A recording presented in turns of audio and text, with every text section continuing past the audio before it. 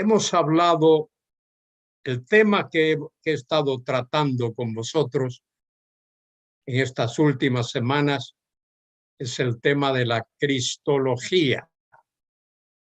Hemos hablado de Cristo, su origen, su nacimiento, su vida terrenal, etcétera. Eso lo hemos hecho ya por algún tiempo. Hoy quiero tratar con vosotros el tema de su muerte y su resurrección. La muerte y la resurrección de Cristo. Temas de tremenda importancia, particularmente es de suma importancia el tema de la resurrección de Cristo, al cual me gustaría poder dedicarle algún tiempo. No sé si podrá ser hoy o el próximo sábado. Pero hoy comienzo con el tema de la muerte de Cristo. Hay dos pasajes clave en el Antiguo Testamento que nos enseñan, nos hablan de la muerte de Cristo. Uno es el Salmo 22 y el otro es Isaías capítulo 53, como muchos de vosotros ya sabéis. El Salmo 22 es importante en el tema de la muerte de Cristo.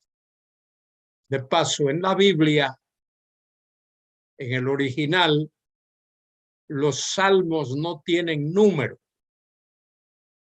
Cada salmo tiene un título que es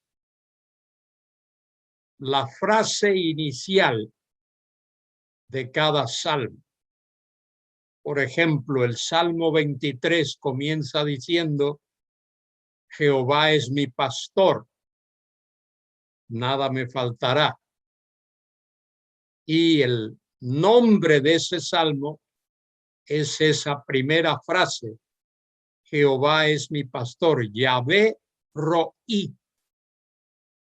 Así se conoce ese salmo. El Salmo 22, con el cual comienzo hoy, el nombre de ese salmo es la primera frase que aparece ahí. Elí, Elí, lama sabactani. Ese es el título y el nombre de este salmo. Esas fueron las palabras que Cristo repitió desde la cruz. Es muy probable que cuando Jesús dijo esas palabras, Elí, Elí, lama sabactani, estaba contestando una pregunta. La pregunta es la siguiente: si queréis saber qué está ocurriendo aquí ahora, leed el Salmo Elí, Elí, lama sabactani. Elí, Elí significa Dios mío, Dios mío. Lama significa hasta aquí, hasta esta condición, hasta esta situación. Lama sabactani significa me has abandonado a mí. A mí me has abandonado. Las palabras hebreas que terminan en i, sabactani, ese ni es el posesivo, a mí, lo personal. De manera que vamos a comenzar hoy nuestro estudio con el Salmo 22, Salmo de David. De paso, debo decir esto con cuidado y reverencia. La mayoría de las personas que predican en nuestras iglesias, nuestras congregaciones, creen que los salmos es para usarse cuando te encargaron un devocional y no tuviste suficiente tiempo para prepararte. Entonces buscas un salmo y lo lees. Hay muchos que creen que esa es la función de los salmos, sacarte de un apuro. No tuviste tiempo de prepararte, buscas un salmo, saliste del apuro. Eso no es correcto. No hay ninguna sección de la Biblia que acumule más teología que el libro de los Salmos. Los Salmos es la sección de la Biblia donde se acumula más enseñanza teológica que en ninguna otra parte de la Biblia. Bien, el salmista David comienza aquí con esa frase que Cristo repitió desde la cruz. Dios mío, ¿por qué me has desamparado? Elí, Elí, lama sabactani. Una tremenda pregunta. ¿Por qué Dios Hijo fue desamparado por el Padre en la cruz? Y como algunos predicadores han dicho y algunos himnólogos han escrito, el Padre Celestial desamparó al Hijo para poder ampararte a ti y a mí. El Hijo fue desamparado para que tú y yo pudiésemos ser amparados por el Padre Celestial. Dios mío, ¿por qué me has desamparado? ¿Por qué estás tan lejos de mi salvación, de mi liberación? Dios Hijo fue abandonado en la cruz para que muriese por el pecado de la humanidad, para que muriese por nuestros pecados. ¿Por qué estás tan lejos de mi salvación y de las palabras de mi clamor? Las palabras de su clamor. Allí en Mateo 27:46. Esas palabras, Dios mío, ¿por qué me has desamparado? Tremendas palabras las de nuestro Señor allí en la cruz. Mateo 27. Y leo esos versículos. Mateo capítulo 27 y el versículo 46. Cerca de la hora novena, las 3 de la tarde, Jesús clamó a gran voz diciendo, Elí, Elí, Dios mío, lama sabactani, ¿por qué me has desamparado? Esto es, dice el texto del versículo, lo que acabo de decir. Dios mío, ¿por qué me has desamparado? Esa fue la gran pregunta que Dios Hijo se hizo en la cruz cuando estaba muriendo por ti y por mí. Dios mío, clamo de día. Pero antes de eso hay otra pregunta. ¿Por qué estás lejos de mí o de mi salvación y de las palabras de mi clamor? Dios mío, clamo de día y no respondes, y de noche y no hay para mí reposo.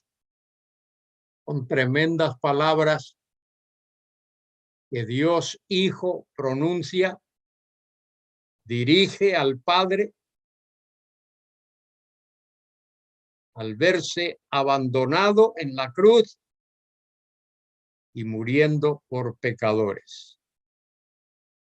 Pero aún así, versículo 3, pero tú eres santo, tú que habitas entre las alabanzas de Israel.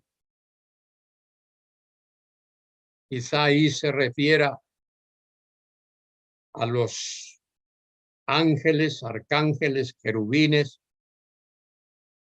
En ti esperaron nuestros padres, esperaron y tú los libraste. Clamaron a ti y fueron librados, confiaron en ti y no fueron avergonzados. Los padres de la nación de Israel, Abraham, Isaac, Jacob, David, los profetas, dice, en ti, versículo 4, en ti esperaron nuestros padres, esperaron y tú los libraste. Tremendo, tú los libraste. A pesar de todo, Dios libró a su pueblo. Clamaron a ti y fueron librados. Confiaron en ti y no fueron avergonzados. Y ahora David, personificando al Mesías, versículo 6 dice, mas yo soy gusano y no hombre, oprobio de los hombres y despreciado del pueblo.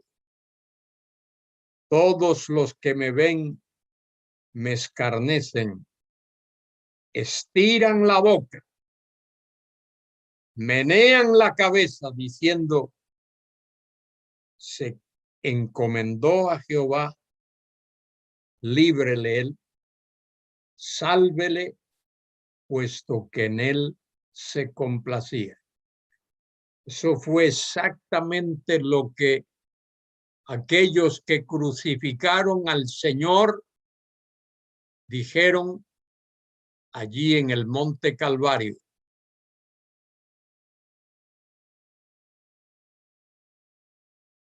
Dice aquí, los que me ven me escarnecen.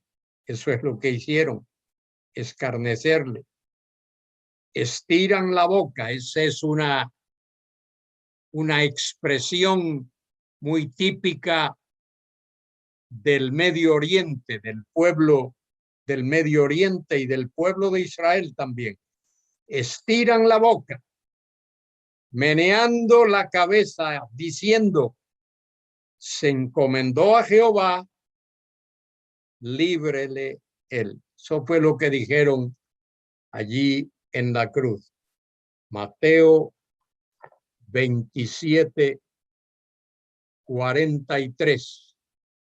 Confió en Dios, líbrele ahora.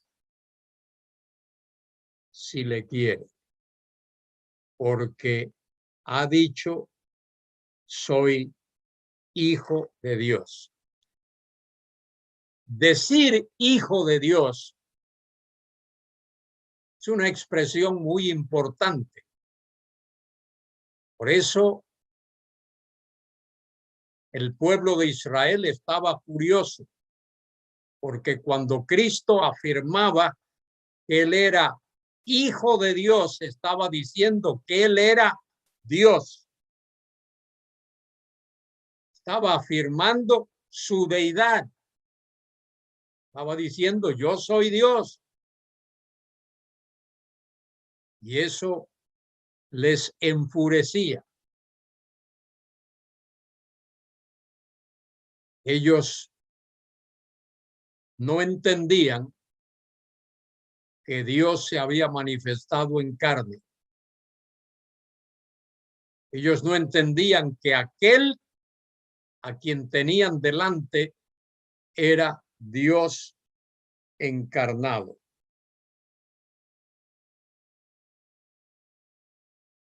Versículo 3 otra vez dice, pero tú eres santo, tú que habitas entre las alabanzas de Israel. En ti esperaron nuestros padres, esperaron y tú los libraste. Clamaron a ti y fueron librados, confiaron en ti y no fueron avergonzados. Son tremendas palabras con énfasis teológico de la relación de Dios con su pueblo. Y ahora el Señor, Dios Hijo, la segunda persona de la Trinidad que ha venido a este mundo, se ha encarnado, ha tomado para sí naturaleza humana, aclama, afirma, mas yo soy gusano. Decir soy gusano es lo peor, y no hombre, oprobio de los hombres y despreciado del pueblo. Todos los que me ven me escarnecen, estiran la boca, menean la cabeza, diciendo, se encomendó a Jehová, líbrele él, sálvele, puesto que en él se complacía. Si de verdad, este es Dios, como dice que es hijo de Dios, que se encomiende al que puede librar. Eso es lo que ellos no entendían.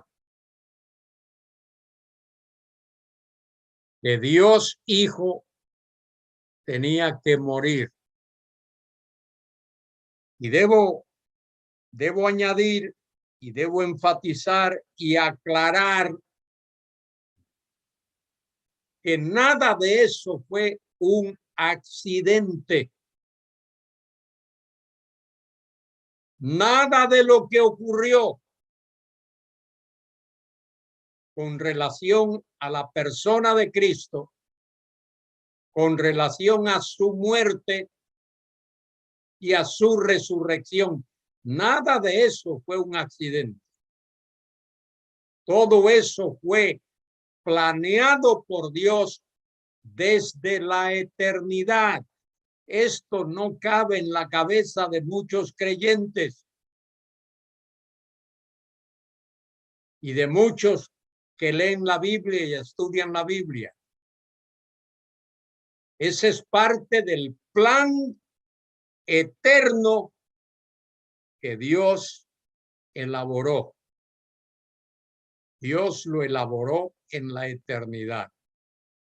Lo he dicho varias veces en estos estudios que hemos tenido y quiero repetirlo una vez más. Dios en la eternidad diseñó, elaboró un plan. ¿Qué plan? ¿De qué consistía ese plan? El plan consistía de que Dios, por su soberana voluntad, quiso manifestar, revelar, hacer visible dentro de la historia, dentro del tiempo y en medio de los hombres su reino eterno. Lo repito, el reino eterno de Dios siempre, siempre, siempre ha existido. Es el reino eterno de Dios. Antes de que hubiera tiempo, antes de que hubiera historia,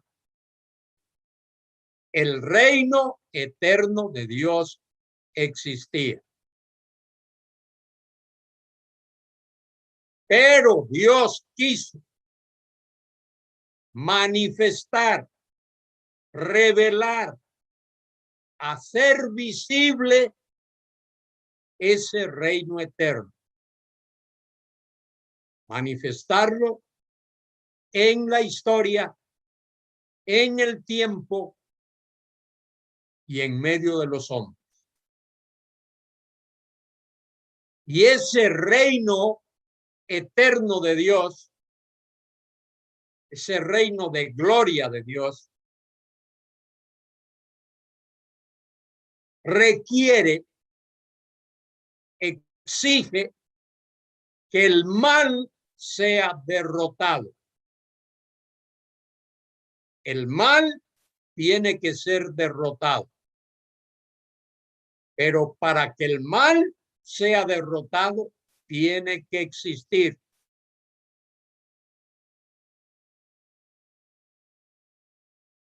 Y Dios, en su diseño,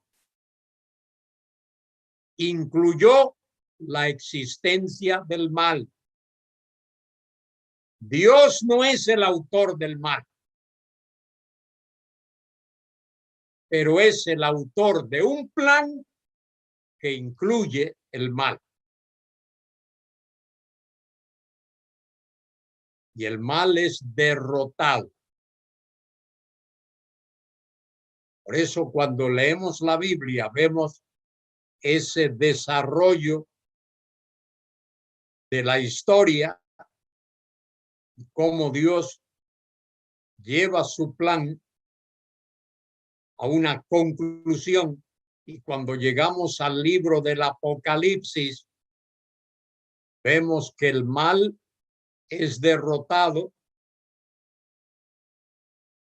Satanás, Lucifer, el cabecilla del mal, con todos sus demonios, es echado en el lago de fuego que arde con azufre, y todos los seres humanos seguidores de Satanás también son echados en el lago de fuego que arde con azufre.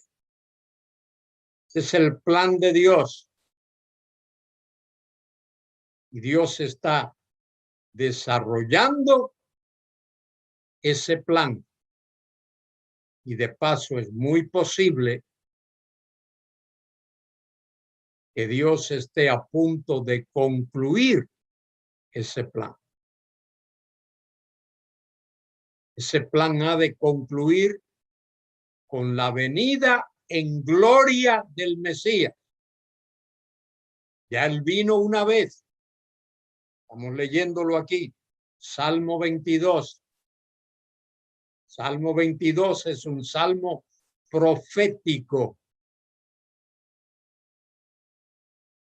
Salmo que anticipa la muerte del Mesías.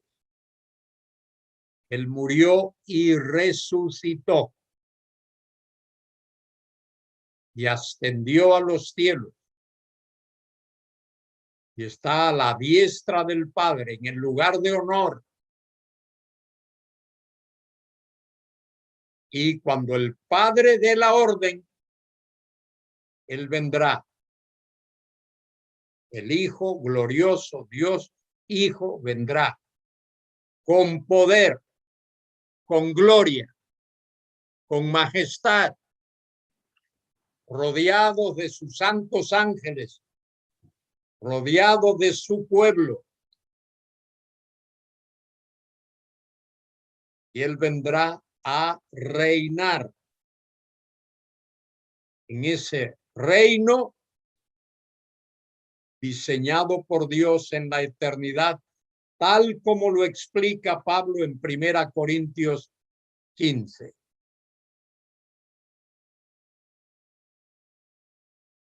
El Hijo glorioso, quien murió por pecadores y resucitó gloriosamente de entre los muertos. Y 40 días después de su resurrección, ascendió a la diestra del Padre. De allí ha de venir con poder, con gloria, con majestad. Fíjese, versículo 9 del Salmo 22. Pero tú eres el que me sacó del vientre, el que me hizo estar confiado desde que estaba en los pechos de mi madre. Ese Dios Hijo se encarnó. Tal como lo dice allí en Mateo 1, 21 al 23. Un niño es nacido. Isaías 9:6 se cumple allí. El Hijo nace. De paso, usemos bien el vocabulario.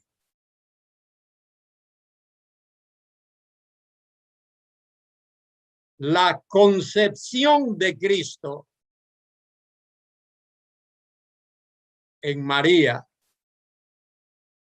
fue virginal.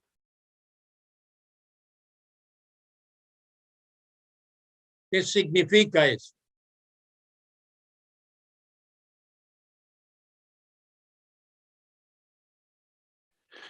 Que fue concebida, o sea, que fue concebido el Señor Jesucristo virginalmente sin intervención humana, o de hombre más bien dicho. Sin intervención de hombre. De hombre. Su concepción fue virginal. Su nacimiento no.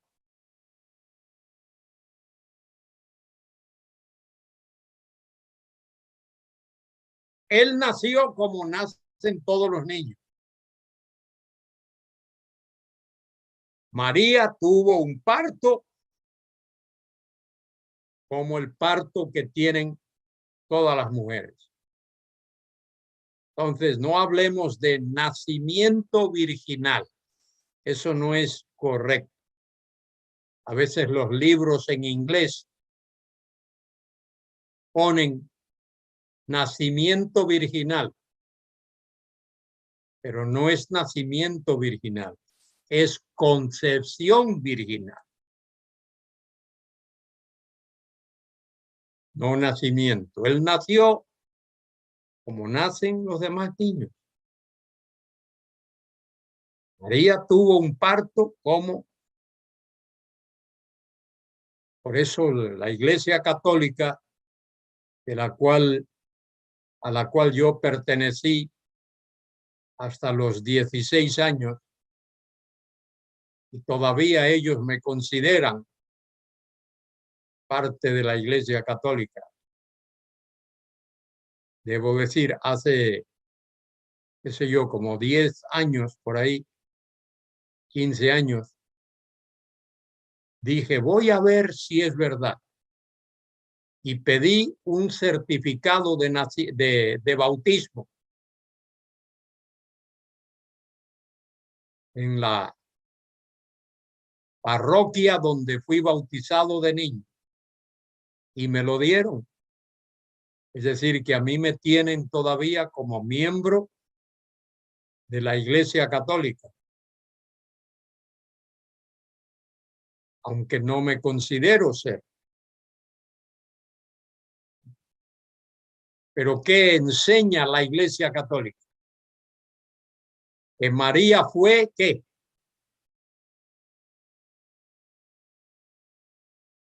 ¿Cómo lo expresan ellos? Que es la madre de Dios. Sí, pero que ella fue virgen Sí. antes del parto Y después del parto. y después del parto. Perdón, pero María no fue virgen después del parto. Que María tuvo más hijos. José y María, escuchen, después del nacimiento de Jesús, José y María vivieron un matrimonio normal como todos los matrimonios. Y Jesús tuvo hermanos y hermanas en el aspecto físico, en el aspecto terrenal. ¿Acordáis que en San Juan 7 sus hermanos le recriminaron porque no iba a la fiesta de los tabernáculos, aunque Jesús finalmente fue? Jesús tuvo hermanos y hermanas. Bien, dice allí versículo 9, pero tú eres el que me sacó del vientre, el que me hizo estar confiado desde que estaba en los pechos de mi madre. Sobre ti fui echado desde antes de nacer. Fíjese, desde antes de nacer. Él es Dios Hijo que se encarnó.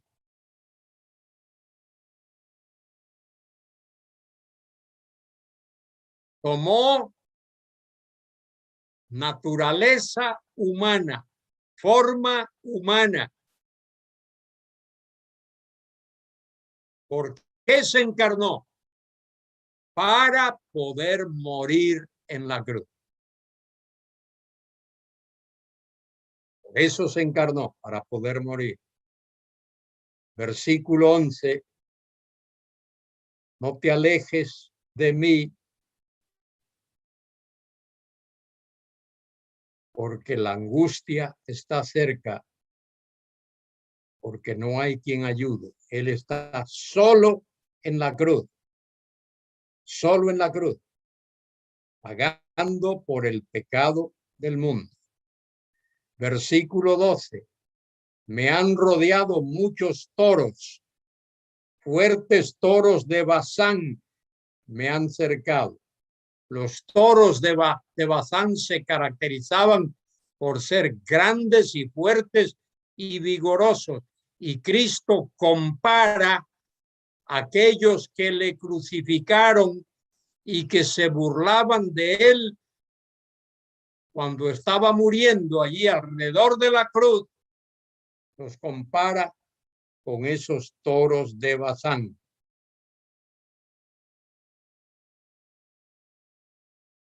Versículo 13, abrieron sobre mí su boca como león rapaz rugiente. Y alrededor de la cruz se burlaron de él. Versículo 14, he sido derramado como aguas y todos mis huesos se descoyuntaron.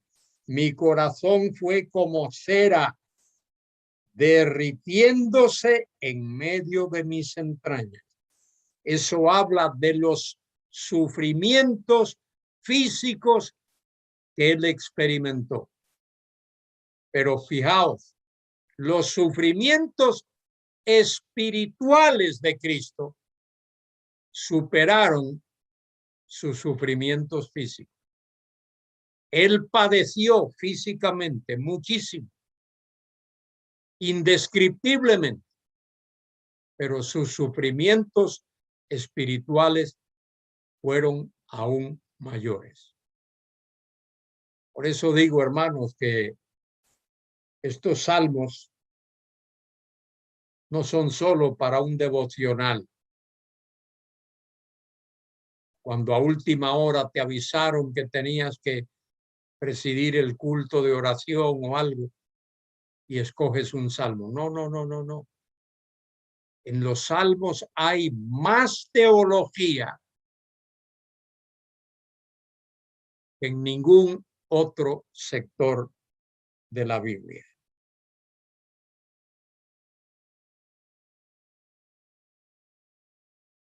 Derritiéndose en medio de mis entrañas. Versículo 15.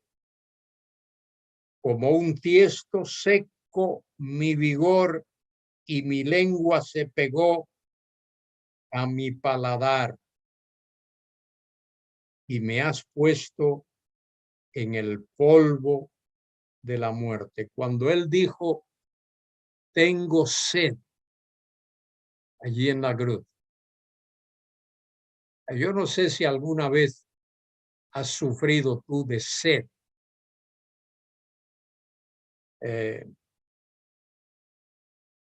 Mi abuelo, por parte de madre, tenía una profesión. Él era agrimensor.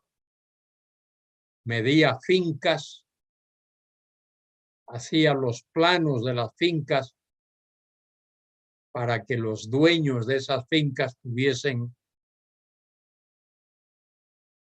un apoyo legal de su propiedad. Y par de veces, más de par de veces, 3, 4, 5 veces, un tío y yo fuimos con el abuelo a ayudarle a medir fincas. Y recuerdo una vez fuimos a un sitio donde no había agua. Y pasamos una sed como nunca antes. Y recuerdo que nos salvó en medio de aquella sabana, porque era un terreno plano y no había ni árboles allí. En medio de aquella sabana encontramos un árbol y era un limonero y tenía como 2 o 3 limones. Y mi tío y yo nos comimos aquellos limones casi con cáscara y todo, de la sed que teníamos, para aplacarnos la sed. Pasar sed es un martirio. Si algún día estás en un sitio donde no hay agua y pasas sed, lo vas a entender. Es algo terrible. Y mire qué más dice el Señor aquí, versículo 16. No solo compara a aquellos que estaban alrededor de la cruz con los toros de Bazán. Versículo 16 dice, porque perros me han rodeado. Aquellos que rodeaban al Señor eran como perros. Estaban acechando una presa. Tremenda figura usa el salmista David. Porque perros me han rodeado. Me han cercado cuadrilla de malignos.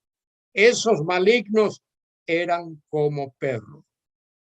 perros. Y observe que el Señor está hablando, David está hablando de la cruz, de la muerte de Cristo en la cruz.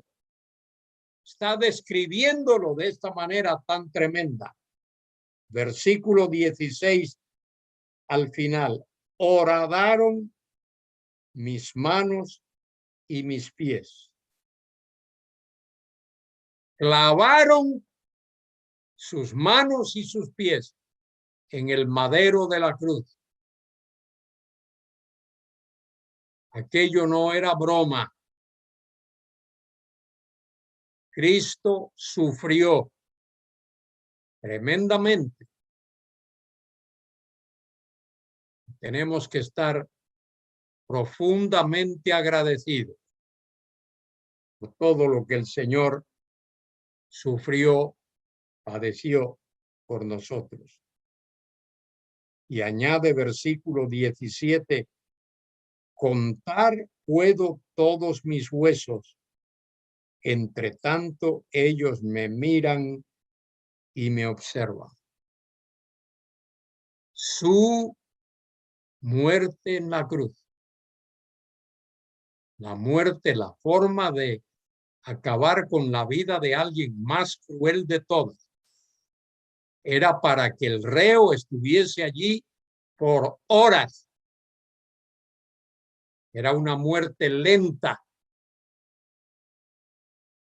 Es decir, al Señor le aplicaron los hombres, allí estábamos nosotros, tú y yo, representados, la peor de las muertes.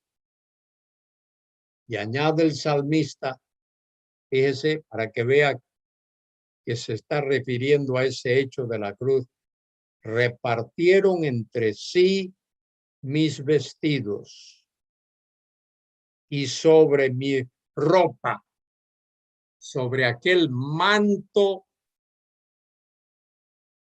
que le habían regalado al Señor, aquella pieza especial, y sobre mi ropa echaron suertes. David aquí está describiendo de manera profética lo que ocurrió alrededor de la cruz. Versículo 19, mas tú, Jehová, no te alejes, fortaleza mía, apresúrate a socorrerme. Otra vez el grito, Elí, Elí, lama sabactani, Dios mío, ¿por qué me has desamparado? Libra de la espada mi alma, del poder del perro mi vida, sálvame de la boca del león y líbrame de los cuernos de los búfalos. Quizá el Señor ahí también esté a través del profeta David, porque David era profeta también, está describiendo la intervención del mismo Satanás en el acontecimiento de la muerte del Señor. Y ahora, después de hablar de su muerte, mire de lo que habla el Salmo también. Habla de la proclamación. Después de su muerte viene su resurrección. Y Cristo aparece a los suyos y los suyos luego proclaman que Él vive. Versículo 22. Anunciaré tu nombre a mis hermanos, en medio de la congregación te alabaré.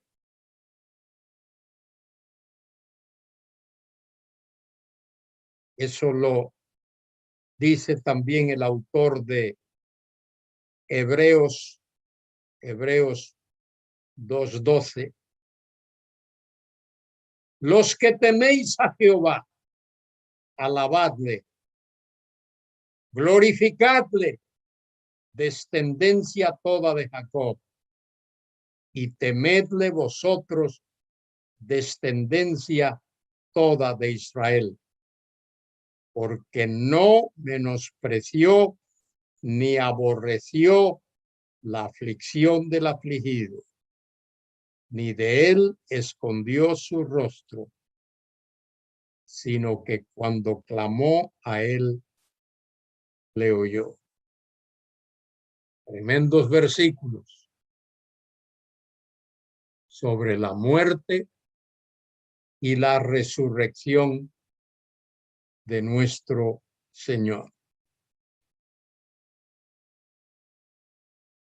El mensaje de que Cristo vive es el más potente de todos los mensajes.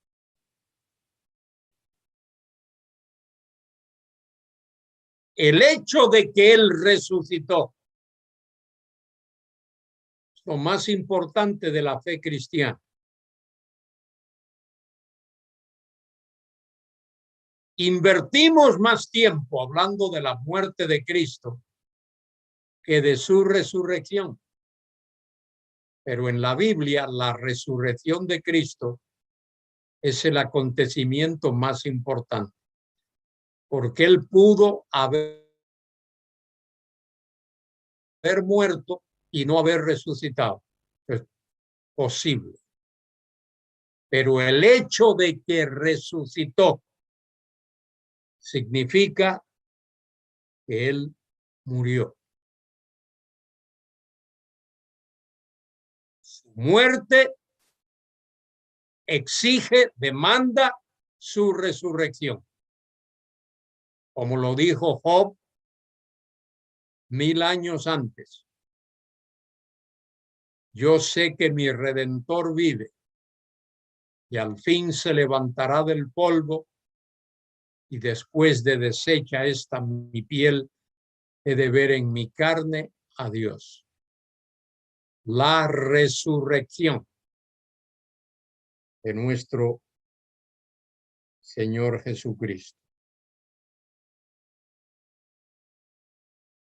Versículo 22, anunciaré tu nombre a mis hermanos, en medio de la congregación, de la asamblea, te alabaré. Los que teméis a Jehová, alabadle, glorificadle, descendencia toda de Jacob, y temedle vosotros, descendencia toda de Israel, porque no menospreció ni abominó la aflicción del afligido, ni de él escondió su rostro, sino que cuando clamó a él, le oyó.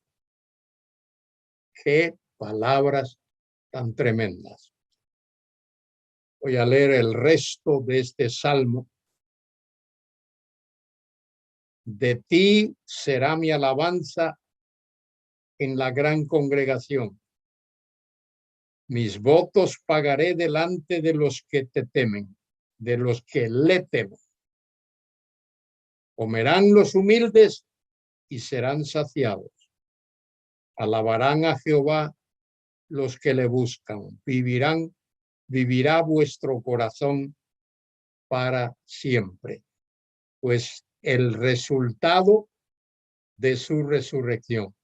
Se acordarán y se volverán a Jehová todos los confines de la tierra, y todas las familias de las naciones adorarán delante de ti.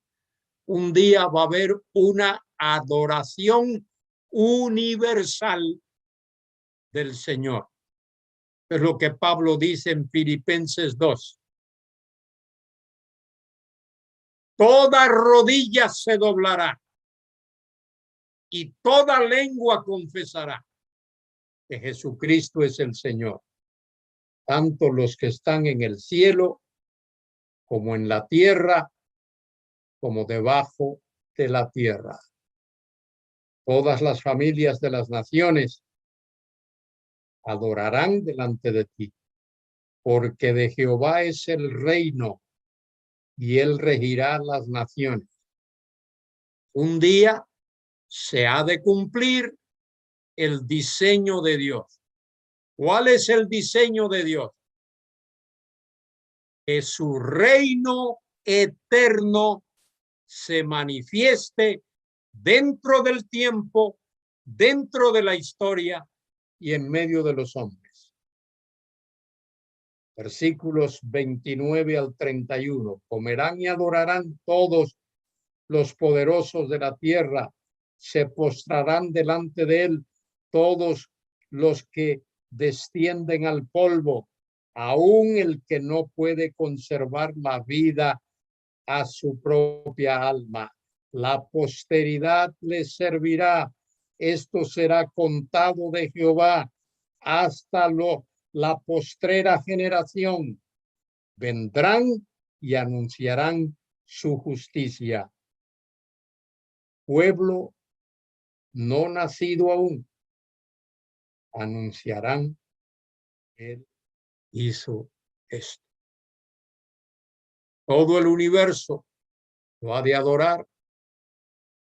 Ángeles, arcángeles, querubines, serafines, seres humanos como tú y como yo, los redimidos como tú y como yo, pero incluso aquellos que sean condenados por la eternidad en las llamas del infierno.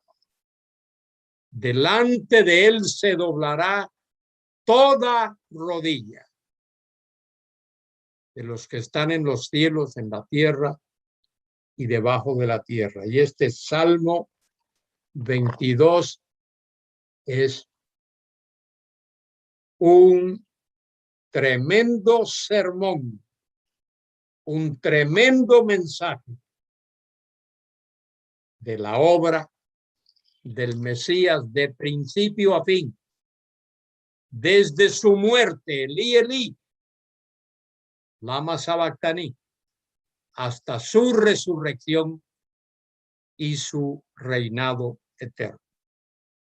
¿Alguna pregunta de vosotros acerca de esto? Sí, hermano, hay 3 preguntas. Bien. ¿Ya? La primera dice, bueno, usted sabe que dentro de la historia y dentro siempre han querido minimizar o cambiar un poco lo que es la doctrina escrita en la Biblia. Y dice que algunos están proclamando de que los hermanos de José, o sea, del Señor Jesucristo, no eran hermanos o hijos de María, sino más bien hijos de José y que María los había adoptado, ya siendo que José ya era un hombre viejo. Eso me dice una hermana que ya lo escuchó en un viaje a Israel. Uno de los guías se lo estaba comentando. Bueno, pero ese guía no pudo darle libro, capítulo y versículo. Esa es la opinión de ese guía. Nosotros no nos guiamos por ese guía, nos guiamos por lo que dice la palabra de Dios.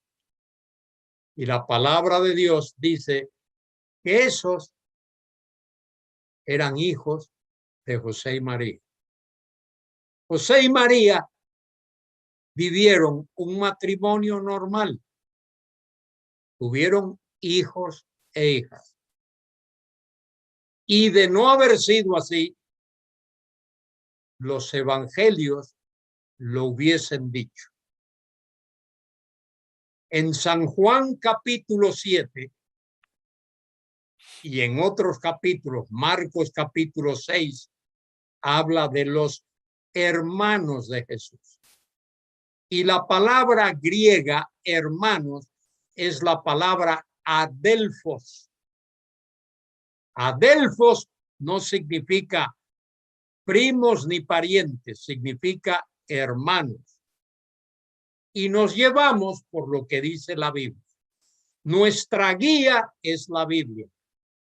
no el guía. Yo he estado 5 veces en Israel, he oído a guías decir barbaridades, y esa es una de las muchas barbaridades que han dicho. La otra es, según el Salmo que usted estaba leyendo, dice que fue escrito por David, ¿cierto? ¿Lo Sí, escribió por una vivencia propia de él en su tiempo, o era que Dios le mostró con anterioridad a Jesucristo colgado en un madero? exacto. David era profeta. David era profeta, como Isaías era profeta. Es más, en la próxima hora voy a tratar el capítulo 53 de Isaías. Y ahí habla de la muerte de Cristo. De la misma manera que Isaías vislumbró la muerte de Cristo, David vislumbró también la crucifixión, eso que él describe allí en el Salmo 22.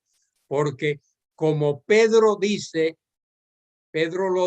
en Hechos 2, que David, siendo profeta, Ujú.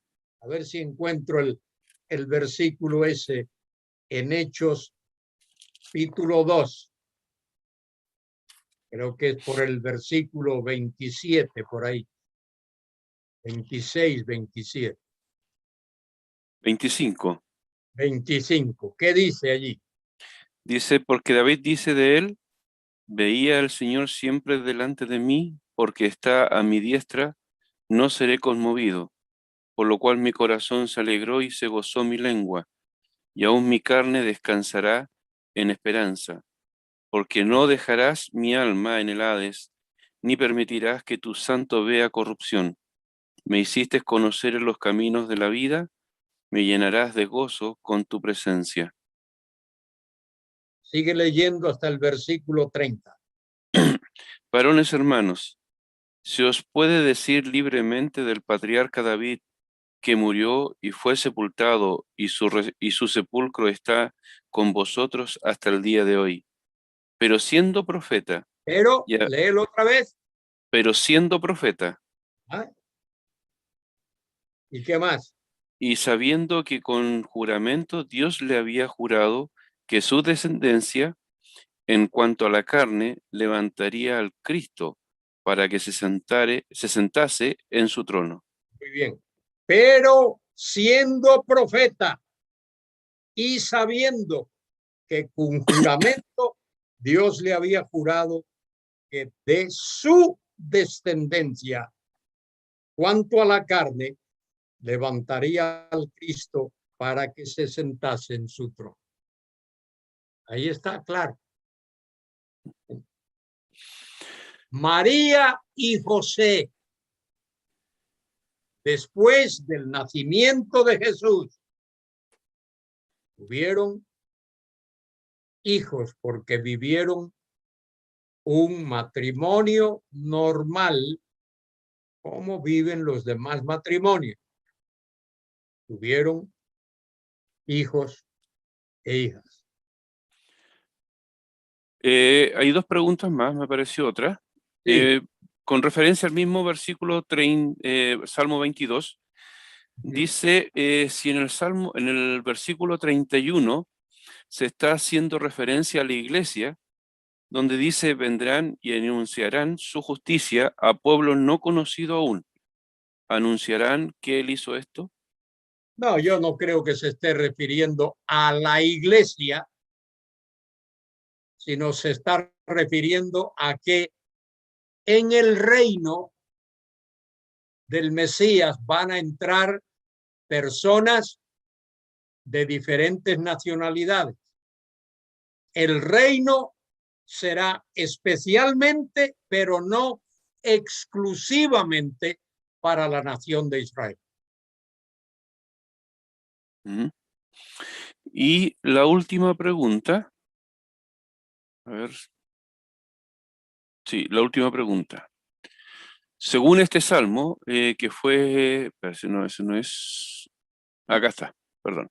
Dice, si usted nos puede explicar un poco sobre el pasaje de Marcos, capítulo 14, que habla sobre la muerte, o sea, sobre los momentos que pasó en el huerto de Getsemaní.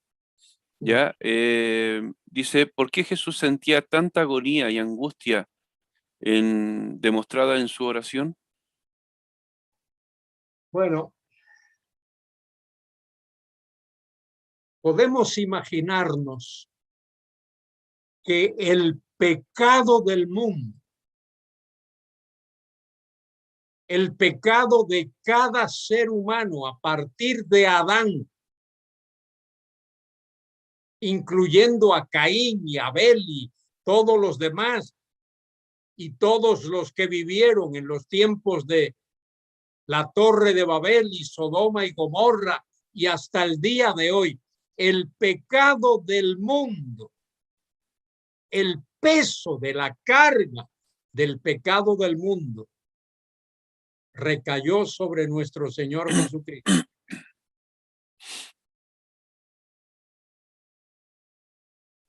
Yo creo que los evangelistas dicen lo suficiente, pero creo que se quedan cortos cuando describen su sufrimiento. Y es lo que vamos a ver en el próximo pasaje, cuando veamos Isaías 53. Hay una última pregunta, hermano Luis. Diga. Hermano,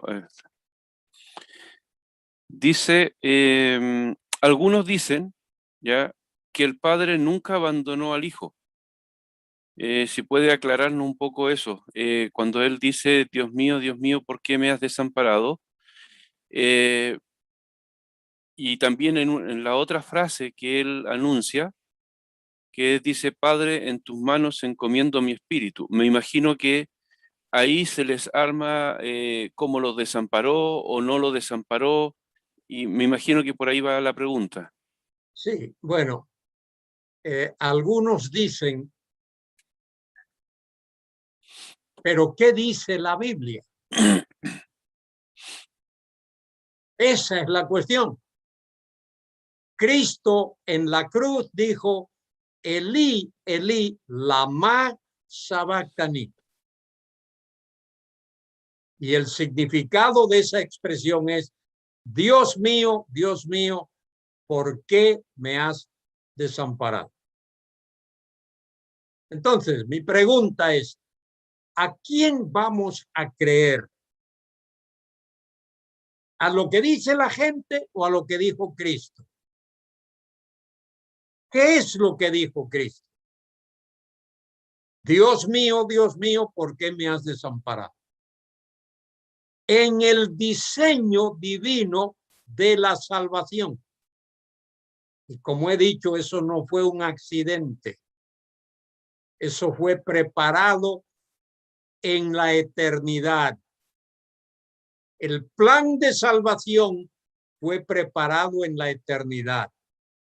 Y ese plan de salvación incluye que Dios Hijo viniese al mundo, se encarnase para poder morir y llevase sobre sí la carga, la culpa del pecado de la humanidad. Para poder salvar a algunos, Él tuvo que morir por todos. Y eso fue lo que ocurrió en la cruz. Y cuando tú digas, algunos dicen, hay quien dice, acompaña eso con decir, pero la Biblia dice, porque hay muchas opiniones por ahí que no tienen la aprobación bíblica. Yo no sé cómo lo haces tú, pero yo procuro guiarme, llevarme, apoyarme, basarme en lo que la Biblia dice y en lo que la Biblia enseña. Hermano Luis, quizás también sea un poco la pregunta, estoy tratando de interpretar al hermano. Cuando habla de, hay un momento muy corto entre que él le dice, Dios mío, ¿por qué me has desamparado? Ahí hay una desamparación de parte de Dios hacia el Señor Jesucristo. Bueno, de parte del Padre. ¿Ya? A ver una cosa. Entendemos que ese que está muriendo en la cruz es Dios. Uh-huh.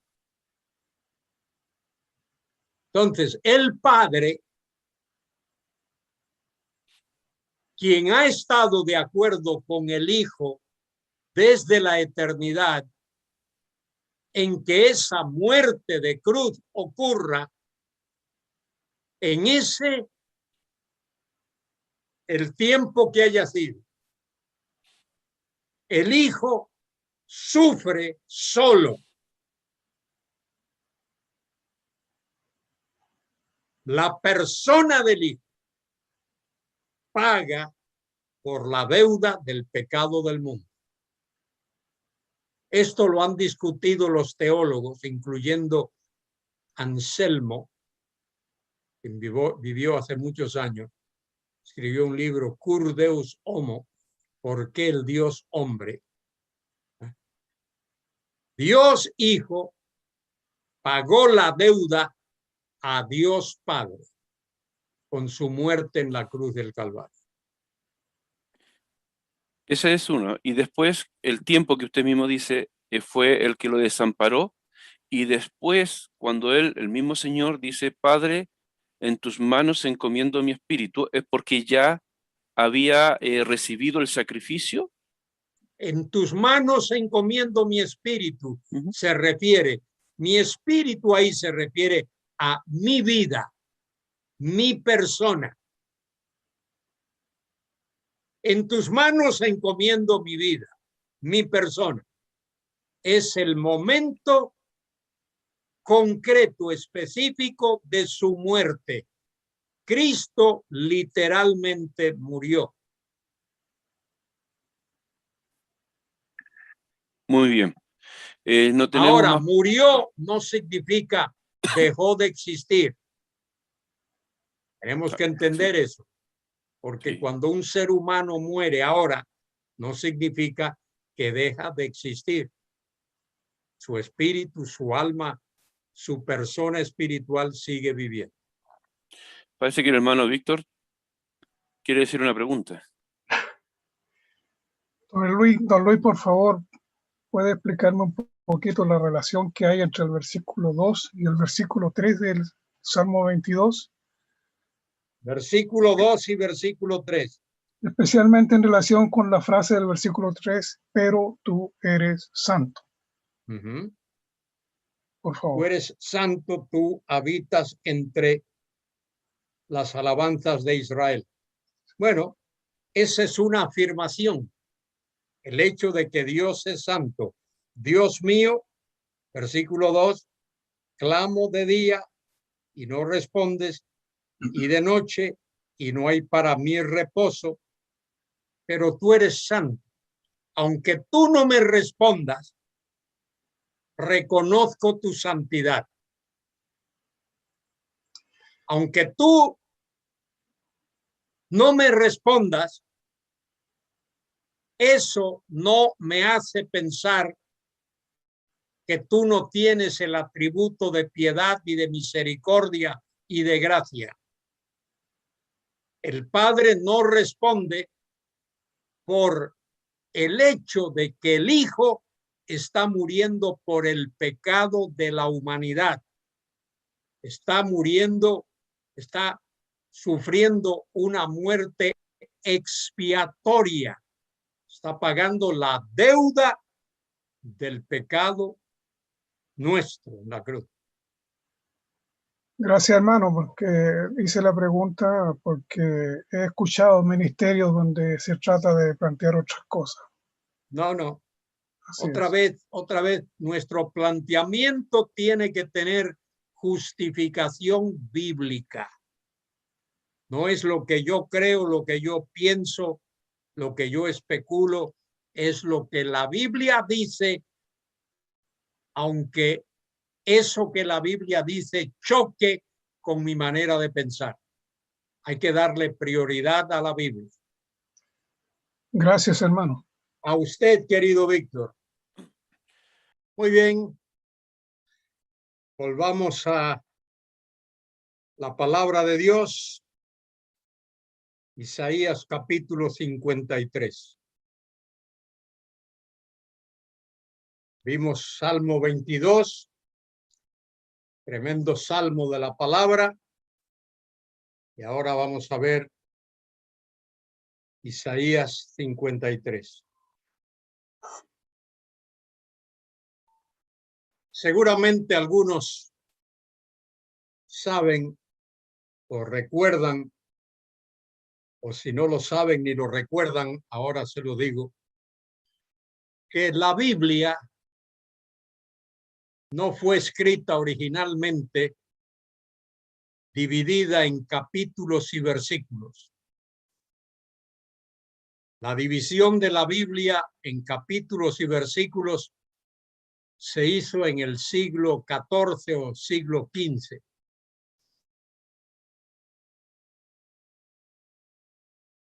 De manera que el capítulo 53 de Isaías debía de comenzar o con el versículo 13 o 14 del capítulo anterior, el capítulo 52. Voy a leer el versículo 13 del capítulo 52. He aquí que mi siervo será prosperado, será engrandecido y exaltado y será puesto muy en alto. Hablando del siervo de Jehová, de nuestro Señor. Como se asombraron de ti muchos, de tal manera fue desfigurado de los hombres su parecer, y su hermosura más que la de los hijos de los hombres. Cuando él fue arrestado en el huerto del Getsemaní, llevado delante de Anás y Caifás, después delante de Poncio Pilato, y recibió latigazos, bofetadas, golpes,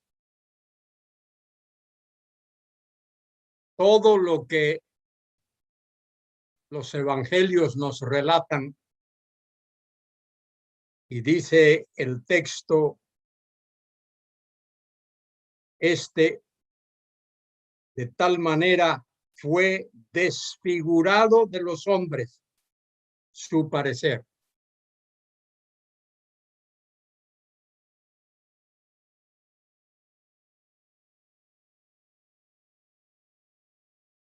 Y su hermosura más que la de los hijos de los hombres. En una versión inglesa dice, no hay parecer en él ni señorío. Es decir, lo golpearon de tal manera que lo humillaron como si fuese un esclavo. Y dice el último versículo del capítulo 52, asombrará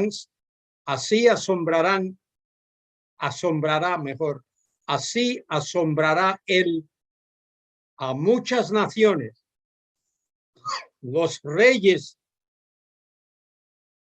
cerrarán ante él la boca, porque verán lo que nunca les fue contado y entenderán lo que jamás habían oído. Cuando él regrese con poder, con gloria, con majestad, con victoria, con triunfo, el mundo se asombrará.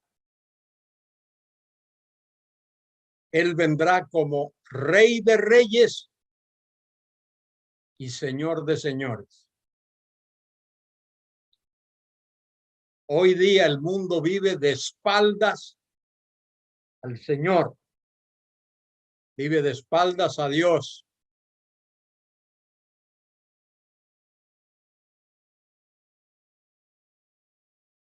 En algunos países y en uno en particular se habla de Dios o lo que sea. Es la manera petulante, falta de respeto de cómo se habla de Dios. Dios o lo que sea, dicen. Y en el mundo hoy hay millones y millones de personas que no creen en Dios.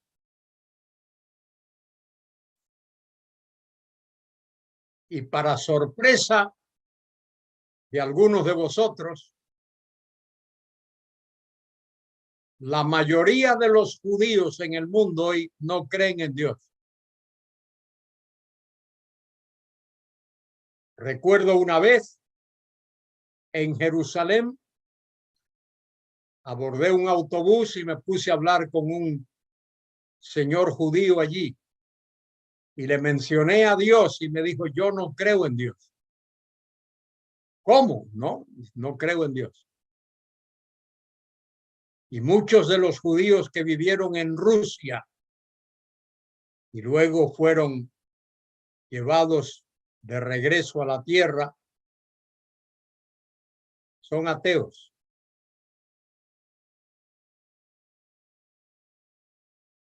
Y debe recordarse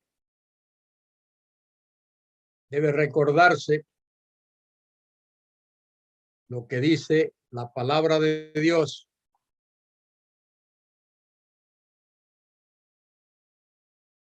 en Romanos 9. Fíjate el texto ahí de Romanos 9.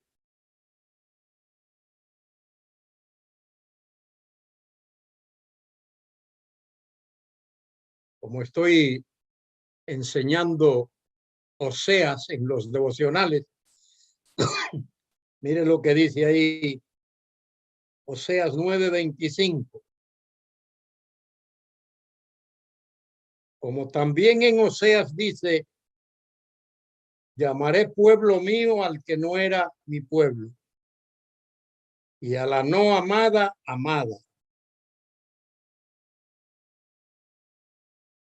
Y en el lugar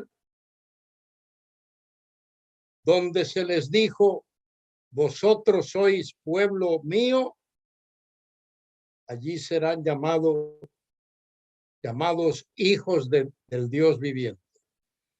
Pero ahora observe el versículo 27. También Isaías clama tocante a Israel. Si fuera el número de los hijos de Israel como la arena del mar, fíjese, léalo bien, tan solo el remanente será salvo.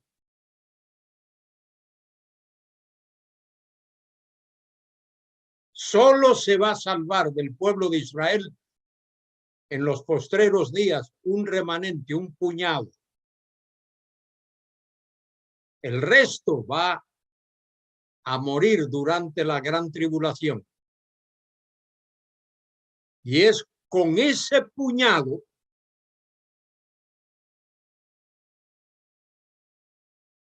con el que Dios va a levantar un número grande de la simiente de Abraham. pero solo va a ser salvo, ahí lo dice otra vez, al final del versículo 27, tan solo el remanente será salvo. Unos pocos. Bien. Isaías 53.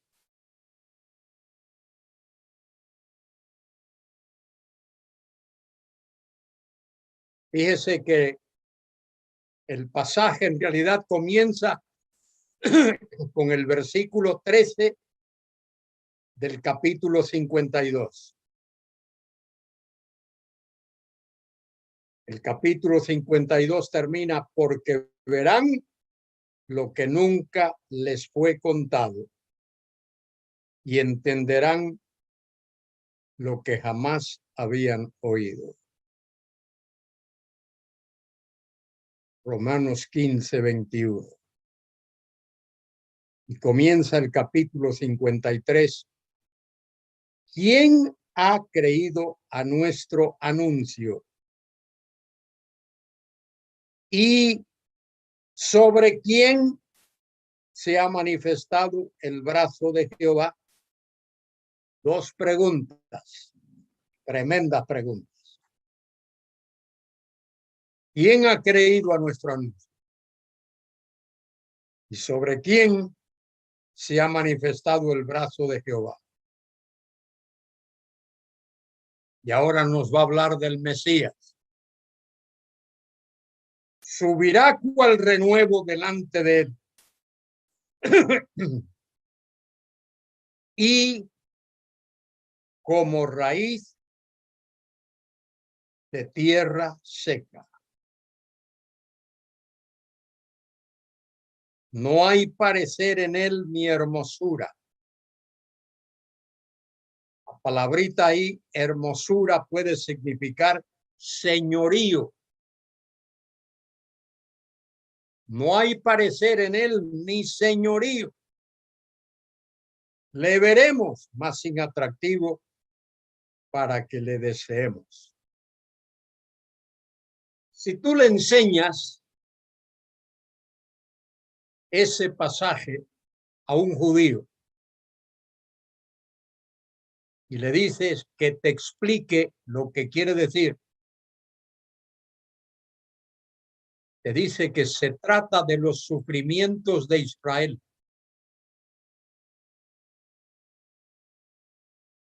No lo aplica al Mesías, a Cristo. No lo aplica a la cruz.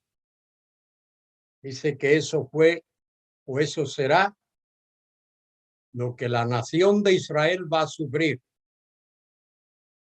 que ha sufrido y lo que va a sufrir en el futuro. Explica al remanente de Israel. Subirá cual renuevo delante de él y como raíz de tierra seca. Fíjese lo que dice Isaías. Esto no puede referirse a la nación. No hay parecer en él ni hermosura. Le veremos, mas sin atractivo para que le deseemos. Despreciado y desechado entre los hombres.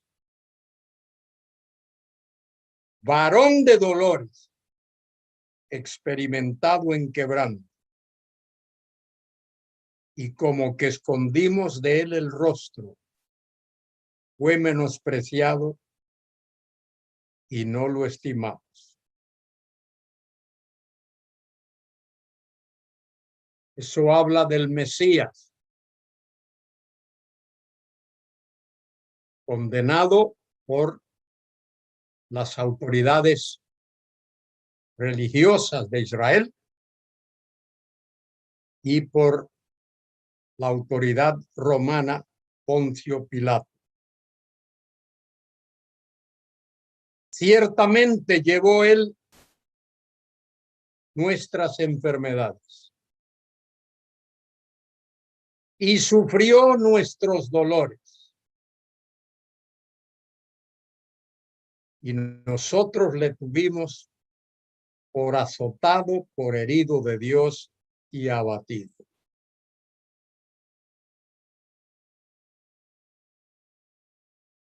Tremendo texto. Llevó nuestras enfermedades.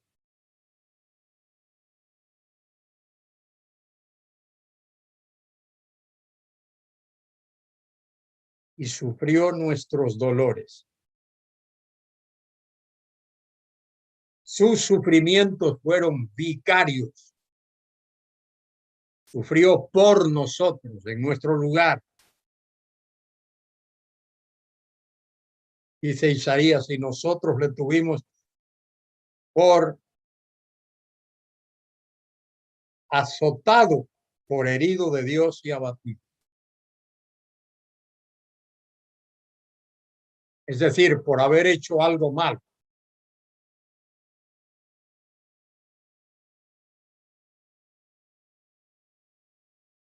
Pero Isaías responde, versículo 5, mas él, fíjese ahí,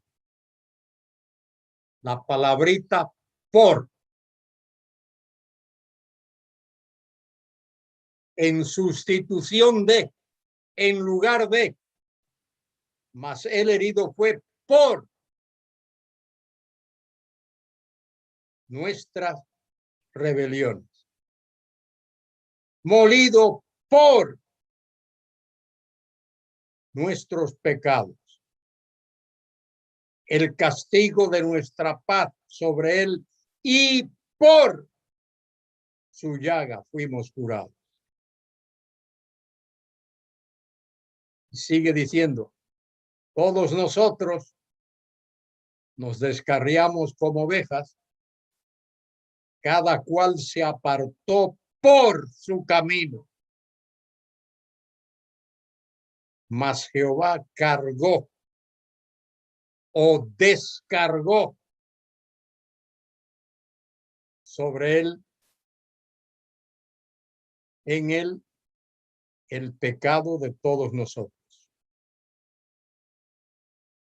Angustiado él y afligido, no abrió su boca.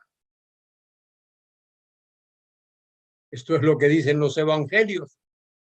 Todos los que describen los padecimientos de Cristo, no abrió su boca. Como cordero fue llevado al matadero, como ovejas delante de sus trasquiladores, enmudeció y no abrió su boca. Por cárcel y por juicio fue quitado. Y su generación, ¿quién la contará? Porque fue cortado de la tierra de los vivientes, y por la rebelión de mi pueblo fue herido.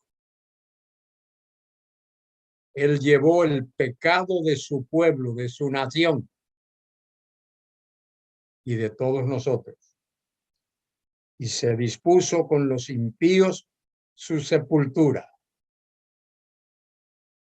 Murió entre dos ladrones, mas con los ricos en su muerte. José de Arimatea le ofreció una tumba en la que nunca nadie había sido puesto, aunque nunca hizo él maldad. Fíjese la expresión ahí.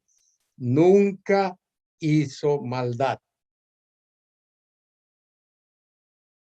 ni hubo engaño en su boca. Absoluta santidad. Fíjese, Cristo se enfrentó a sus adversarios y los miró cara a cara, ojo con ojo, nariz con nariz, y les dijo, ¿quién de vosotros me redarguye de pecado?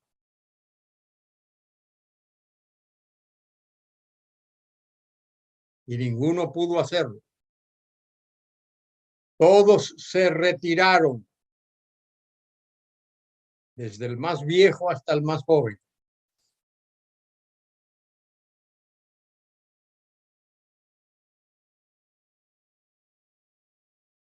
No hubo engaño en su boca. Con todo eso Jehová quiso quebrantar, sujetándolo a padecimiento. Cuando haya puesto su vida en expiación, en sacrificio por el pecado. Verá linaje, vivirá por largos días, y la voluntad de Jehová será en su mano prosperada. Después de sus sufrimientos, de sus padecimientos, viene la gloria. Versículo 11. Verá el fruto de la aflicción de su alma y quedará satisfecho. Quedará satisfecho por haber cumplido a cabalidad la voluntad del Padre, y quedará satisfecho. Por su conocimiento justificará mi siervo justo a muchos y llevará las iniquidades de ellos. Por tanto, yo le daré parte con los grandes, y con los fuertes repartirá despojos, por cuanto derramó su alma, dice ahí, su vida, en el texto, su alma, hasta la muerte, y fue contado con los pecadores, habiendo él llevado el pecado de muchos y orado por los transgresores. Qué tremendo cuadro tenemos. En el Salmo 22 que vimos antes, y aquí en Isaías 53. Su muerte por el pecado del hombre, su sepultura y su gloriosa resurrección, y su exaltación a la diestra del Padre, y luego su venida en gloria, su segunda venida en gloria. Él vendrá con poder, con majestad, con gloria.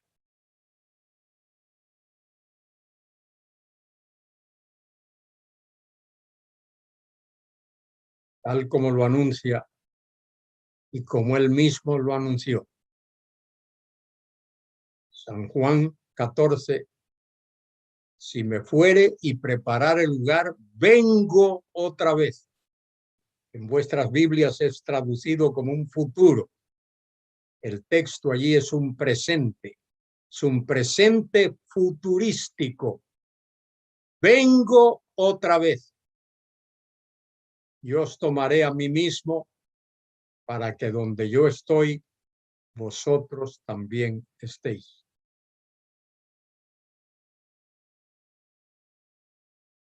Él ha escogido su remanente, un grupo, puñado de sus escogidos, en medio de los cuales él ha de reinar. Y habrá un reino de paz y de justicia en este mundo, y la población de la tierra se multiplicará.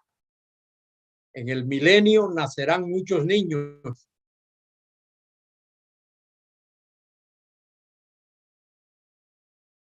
Hoy estamos preocupados porque somos 8.000 millones de seres humanos en la tierra.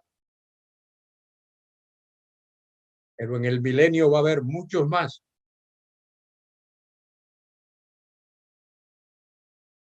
¿Cómo será posible eso?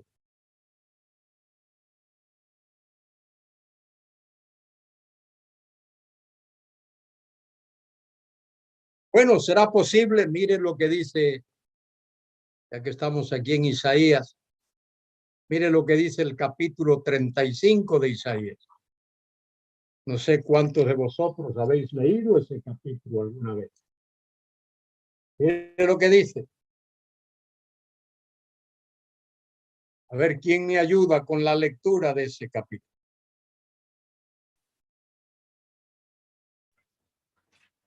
desde el versículo 1. Sí, Ya, Isaías 35. Se alegrarán el desierto y la soledad, el verano se gozará y florecerá como la rosa. muy bien. Florecerá. Fíjese lo que dice. Se alegrarán el desierto y la soledad, y el yermo se gozará y florecerá como la rosa. ¿Puedes imaginarte el desierto de Atacama que sea todo un jardín? El desierto de Sahara, todo el norte del África, que sea un inmenso jardín. Sigue leyendo, hermano, versículo 2.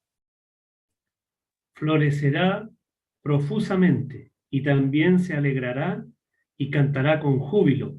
La gloria del Líbano le será dada, la hermosura del Carmelo y de Sarón. Ellos verán la gloria de Jehová, la hermosura del Dios nuestro. Fortaleced las manos cansadas, afirmad las rodillas endebles. Muy bien, fíjate cuando dice ahí, ellos verán la gloria de Jehová. La gloria de Jehová es el Mesías.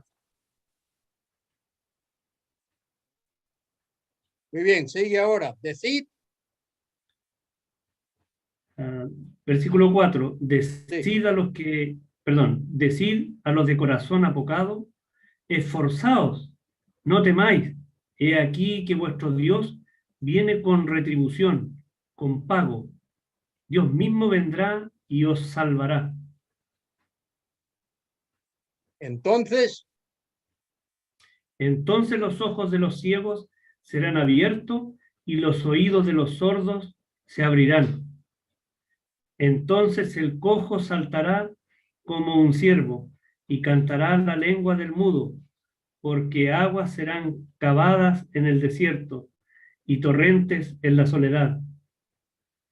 El lugar seco se convertirá en estanque y el sequedal en manaderos de agua. En las moradas de chacales, en su guarida será lugar de cañas y juncos.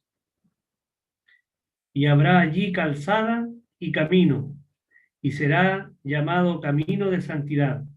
No pasará inmundo por él, sino que él mismo estará con ellos.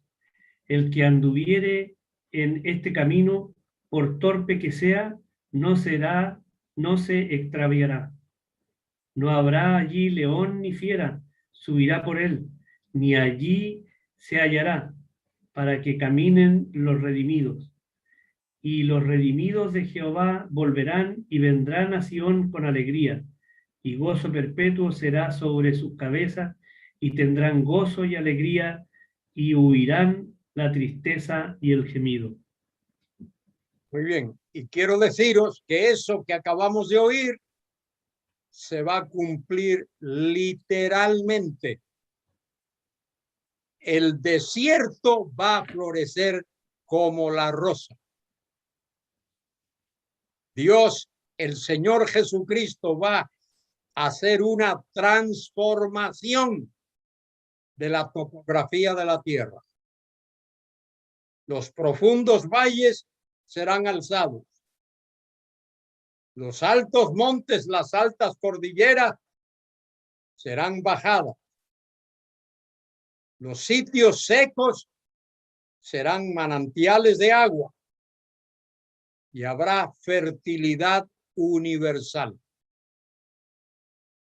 Y en el mundo podrá haber varios cientos de millones de habitantes en la tierra. Hoy hay que limitarlo porque hay muchos desiertos, pero todos esos desiertos van a desaparecer. Y hay muchas cordilleras, muchos altos montes van a desaparecer. Y el clima de la tierra va a ser benigno, agradable, como lo fue en el huerto del Edén. Muy bien, ¿alguna pregunta?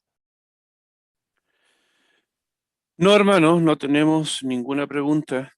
Creo que esta parte los hermanos no tienen nada que preguntar. Sí había... sí, aquí me apareció una. Dice, ¿qué opinan los israelitas religiosos, me imagino, sobre este pasaje de Isaías 53?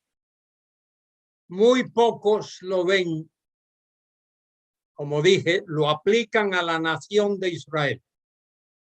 Solo los israelitas convertidos a la fe cristiana lo ven como nosotros lo vemos. Pero la mayoría de ellos lo aplican a la nación de Israel. Hay una pregunta que me parece que no va con el tema, pero de una aclaración de un pasaje. Es de 1 Timoteo 3:19. Voy a leer del 18 para que se entienda el contexto. Dice, Primera Timoteo. perdón, Primera de Pedro. Primera de Pedro, capítulo 3, verso 19. El verso 18 dice, porque también Cristo padeció una sola vez por los pecados, el justo por los injustos, para llevarnos a Dios, siendo la verdad muertos en la carne, pero vivificados en espíritu, en el cual también fue y predicó a los espíritus encarcelados. ¿Sí nos puede explicar un poquito ese pasaje? Bueno, en el cual también fue el Señor. Esta mañana alguien me preguntó ese mismo versículo, mire usted, por un mensaje en email. Bien, dice, porque también Cristo padeció una sola vez por los pecados. La muerte de Cristo fue una sola y única vez. El justo por los injustos. ¿Por qué murió? Para llevarnos a Dios, para acercarnos a Dios. Siendo a la verdad muerto en la carne, él físicamente murió, pero vivificado en espíritu. Él murió, su cuerpo murió, pero su alma, su espíritu, como el de todos los vivientes, permanece vivo. En ese espíritu, en esa vida espiritual, en el cual también fue y predicó. La palabra predicó ahí no es evangelizó, es proclamó a los espíritus encarcelados, a esos desobedientes que habían muerto. Lo dice ahí, los que en otro tiempo desobedecieron, cuando una vez esperada la paciencia de Dios en los días de Noé. Mire de quién se trata. De aquellos de los días de Noé que no quisieron entrar en el arca. Solo Noé, su mujer, los 3 hijos y la esposa de cada uno de ellos. 8 personas. Una exigua minoría fueron salvos. Pero dice aquí, los cuales en otro tiempo desobedecieron, cuando una vez esperaba la paciencia de Dios en los días de Noé, mientras se preparaba el arca, en la cual pocas personas, es decir, 8, fueron salvadas. De manera que el Señor Jesucristo, para dar una idea, cuando muere, aparece en el sitio a donde van los muertos, el Hades, delante de esos que están allí, y les testifica, no para salvación, sino para que ellos vean, confirmen, ratifiquen lo que Dios les había dicho a través de Noé. El mismo mensaje que Noé predicó es el que Cristo testifica delante de esa gente cuando muere y va al Hades. El Hades significa el lugar a donde van los muertos. Bien, hermanos, no tenemos más preguntas por el día de hoy. Vamos a orar antes de dar otros avisos y quisiera pedirle a nuestro hermano Alfonso si nos puede encomendar en oración. Hermano Alfonso. Bien, hermanos, oremos. Padre nuestro, queremos darte las gracias en esta tarde ya, agradecerte el hecho de que podemos entrar a tu divina presencia y lo hacemos siempre como lo decimos en los méritos de tu amado Hijo. Gracias porque por medio de él hemos sido reconciliados y hemos recibido esta salvación tan grande. Te queremos dar las gracias como siempre por el amado tuyo. Y Padre, agradecerte estos momentos que tú nos das con esta tranquilidad, aun cuando estamos distantes, pero unidos, los que hemos creído en Cristo por un mismo Espíritu. Te damos gracias por el Espíritu que tú nos has dado. Y Padre, también por la enseñanza, por el tiempo que das a nuestro hermano para que pueda dar a conocer tu palabra.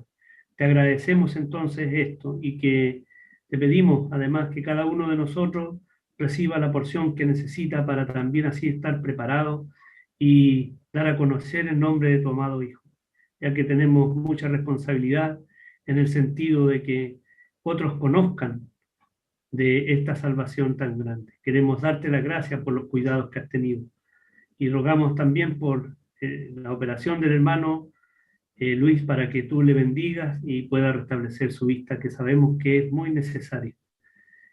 Como así también pedimos por otros hermanos, amado Dios, por su recuperación. Te damos las gracias por ser tan misericordioso y quedamos así ante tu presencia una vez más, y si tu Hijo aún no viene podamos reencontrarnos nuevamente. Lo pedimos, lo agradecemos todo en el nombre del Señor Jesucristo. Amén. Amén. Gracias, hermano Alfonso. Hermano Luis. Hermano Muy bien. Víctor. Sí. Antes de dar un aviso, el hermano Víctor parece que quiere decir algo. Quería hacerle una pregunta al hermano Luis. Aquí en Isaías 53, en el versículo 4, la primera mitad del versículo dice: ciertamente llevó nuestras enfermedades y sufrió nuestros dolores. Y luego se dice: nosotros le tuvimos por azotado, por herido de Dios y abatido. Quería hacer la relación con lo que dice Mateo 8:17, que dice: para que se cumpliese lo dicho por el profeta Isaías, cuando dijo: él mismo tomó nuestras enfermedades y llevó nuestras dolencias. Pareciera que esa primera parte del versículo 4 de Isaías 53 se refiere a eso justamente durante el periodo que él estuvo predicando en Israel. Exacto. Y el resto sería relacionado con su crucifixión. ¿Es correcto? Sí, sí, sí. Perfecto. Eso es lo que quería dejar. Sí, sí. En su ministerio terrenal, él sanó enfermedades de todo tipo, de toda clase. Él llevó nuestras enfermedades, las más terribles, la lepra. Puso su mano sobre el leproso, ciegos, paralíticos, secos y muertos que resucitó. De manera que efectivamente él llevó nuestras enfermedades y sufrió nuestros dolores. Eso no tiene nada que ver con lo que predican los carismáticos hoy cuando tienen esos cultos de sanidades, que usan ese versículo para decir que las enfermedades de hoy pueden sanarlas porque Cristo dijo que él llevó. No tiene nada que ver con eso. Cristo se refiere a su ministerio terrenal, cuando él estuvo en este mundo haciendo lo que hizo, y solo él lo podía hacer, nadie más. Muchas gracias, hermano. ¿Cómo no, hermano Víctor?